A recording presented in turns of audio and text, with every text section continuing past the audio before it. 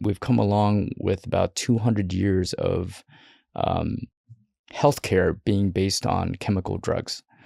And that's brought a lot of great advantages, but we are realizing that, a lot of these small molecules or even monoclonal antibodies, even though very effective in many cases, they are palliative at best, meaning they're really only stopping a protein process so that the symptoms will go away.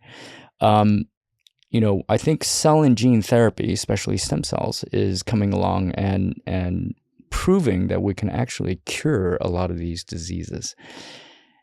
And with chemical drugs, over the last 200 years, we're taking hits with the liver and the kidney. There's a lot of toxicity issues. But with cell and gene therapy, it's all very natural. So we believe that this is the next generation of healthcare. And, there are already many gene therapies and many stem cell therapies going through the FDA and EMA and various regulatory bodies around the world, actually making cures. So I think everybody should pay attention and learn more about it. Can you just explain that as if I'm your daughter's friend? Right. When it comes to chemical drugs that someone might take, let's give an example of why someone might take stem cells. Could it be that they're suffering with some form of cancer, or and they're maybe going for chemotherapy? Like, what is a good example of how stem cells would be a great alternative to, let's say, just any chemical drug? Gotcha. Well, stem cells, you can use it in two main ways.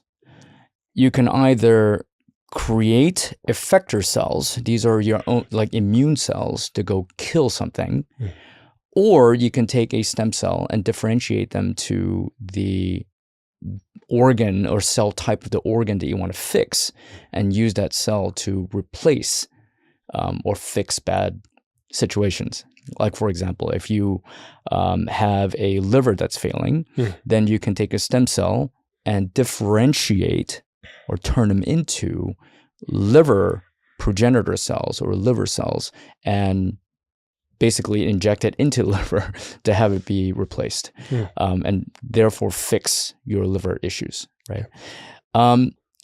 Chemicals, for example, if you have a infection, if you have, let's use a very simple one, allergies, right? When you have allergies, you can take a pill, and it basically, that small molecule will block the functions that will turn into a symptom of sneezing, tearing the eyes, etc. But you're still allergic to whatever you're allergic to, right? And so the main cause hasn't been solved, but you have stopped the symptoms. In cell and gene therapy, you're literally going in and fixing the original problem, and once it's fixed, hopefully it won't come back again. And that's what we're hoping for. And we believe that this is the next, era of healthcare, where we can go and really fix a lot of things. And if you think about it, like, look at all the healthcare systems around the world. They're struggling because healthcare costs are going up. Drug discovery costs are going up. And with more population coming, it's just unbearable. I think the whole system just cannot take it anymore. And so you really need to find ways to cure issues instead of just stopping symptoms, in which case you're just taking more and more drugs. Yeah. Right? Yeah. Why did you feel called to enter this space? I'm sorry, say again? Why did you feel called to enter this space? I kind of came in a little reluctantly, I have to say. So my father, who's an MD, PhD, he got his MD in Tohoku University in Sendai, Japan, and a PhD at St. Bart's, University of London, right here in central London, in the late 70s. And he discovered a stem cell platform called a human trophoblast stem cell, which we source from an ectopic pregnancy. Now, give me a minute to explain this. An ectopic pregnancy happens when the embryo is traveling down a fallopian tube and it gets stuck. And it'll sit there and grow until it bursts the tube. And if it bursts the tube, the mother may die of internal bleeding. right? And so typically what happens is a woman will feel a sharp pain, go into the ER or emergency room, get scanned. The doctor will say, ooh, you have an ectopic. We have to take it out. And they schedule an emergency salpingectomy in which they ablate or burn both sides of the mass so that it won't bleed. They use a scope to remove the mass, and all they have to do is give it to the pathologist to look at, and they confirm it, and they can throw it away.